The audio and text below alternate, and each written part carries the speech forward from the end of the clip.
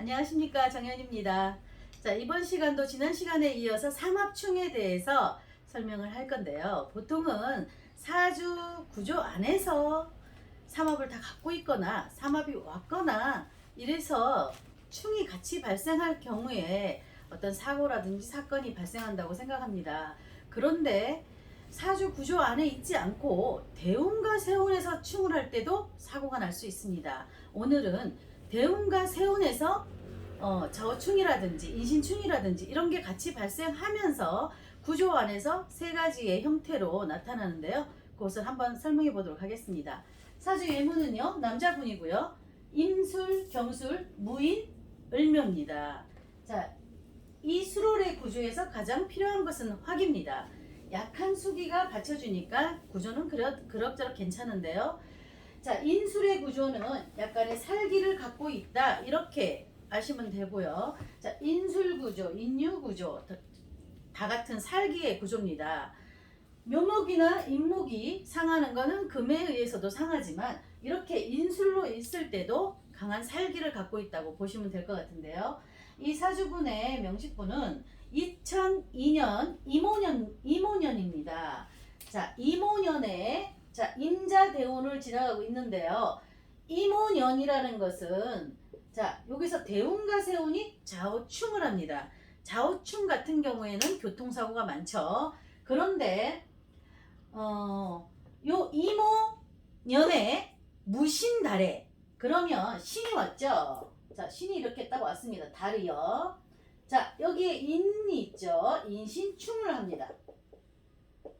그리고 여기서 대운과 세운에서 좌우충을 합니다.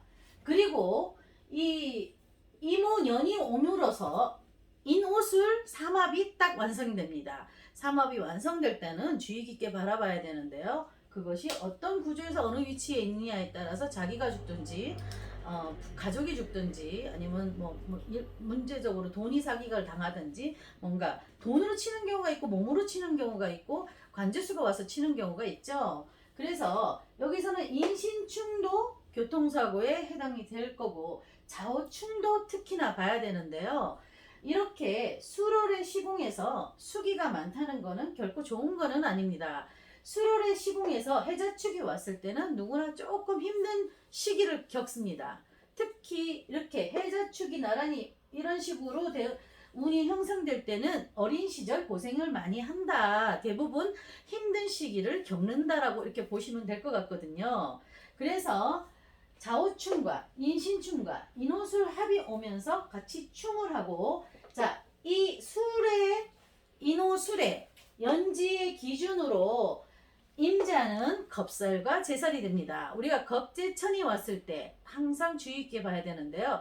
특히 12신살 중에서 우리가 육해살이라든지 천살이라든지 겁살, 제살일 때는 특히나 그것이 같이 겹쳤다. 여러 가지가 지금 몇 가지 겹쳤죠? 한 가지, 두 가지, 세 가지, 또 네 가지가 겹쳤죠? 그러니까 임자대운이라는 것은 겁살과 제살이 같이 온다는 거고, 자, 이 개축대운에도 조금 안 좋긴 하겠죠. 근데 이모년이 왔을 때 같은 또 겁살, 임수가 겁살이죠. 또 왔습니다. 그래서 삼합충이 같이 발생하기 때문에 이렇게 네 가지가 겹치는 경우 좀 위험한 경우가 생기는데, 이분은 교통사고로 결국 사망을 하셨습니다. 어린 나이에.